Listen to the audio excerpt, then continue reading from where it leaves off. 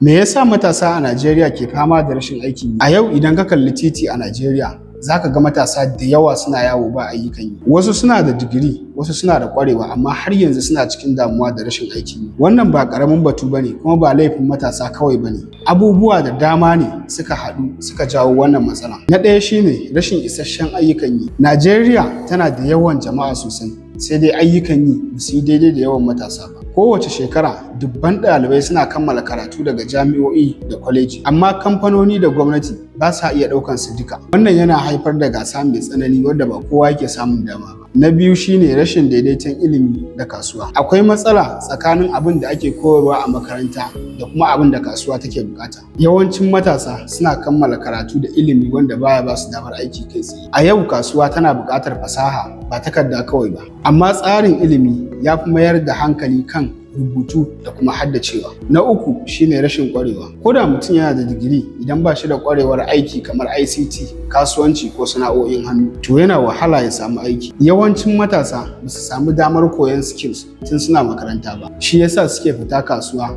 ba tare da shiri mai kyau ba. Na hudu shine matsalar tattalin arziki. Lokacin da tattalin arziki bai da ƙarfi, kamfanoni suna rage ɗaukan ma'aikata. Wasu kamfanonin ma suna rufewa gaba ɗaya, wanda hakan kuma yake ƙara yawan marasa aiki. Kuma hauhawar farashi da tsadar rayuwa su ma suna hana ƙananan kasuwanci girma. Na biyar shine rashin tallafin gwamnati da tsari mai kyau. Ko da yake akwai shirye-shiryen ba da taimako daga gwamnati, amma yawancin taimakon baya kaiwa ga matasa, ko kuma ba su da tsari mai ɗorewa. Rashin tsari mai kyau da tallafin kasuwanci yana hana matasa samun damar dogaro da kai. Na shida shine dogaro da aikin gwamnati. Yawancin matasa suna ganin aiki a gwamnati shine kawai hanyar rayuwa, kuma wannan tunanin yana rage yawan sabbin masu ƙirƙirar kasuwanci ko sana'o'i. A yau duniya ta canza, aiki ba sai gwamnati kawai ba. Akwai entrepreneurship da freelancing da dama. Rashin aikin yi a Najeriya ba matsala ɗaya ba ce kawai, matsala ce da ta haɗa da ilimi, gwamnati, tattalin arziki da kuma tunanin matasa kansu. Amma idan matasa suka mayar da hankali kan koyon skills da ƙirƙirar damarmaki maimakon jiransu, da kuma fara ƙananan kasuwanci, za a iya rage yawan wannan matsalar sosai. Gwamnati kuma tana da rawar da za ta taka wajen samar da yanayi mai kyau,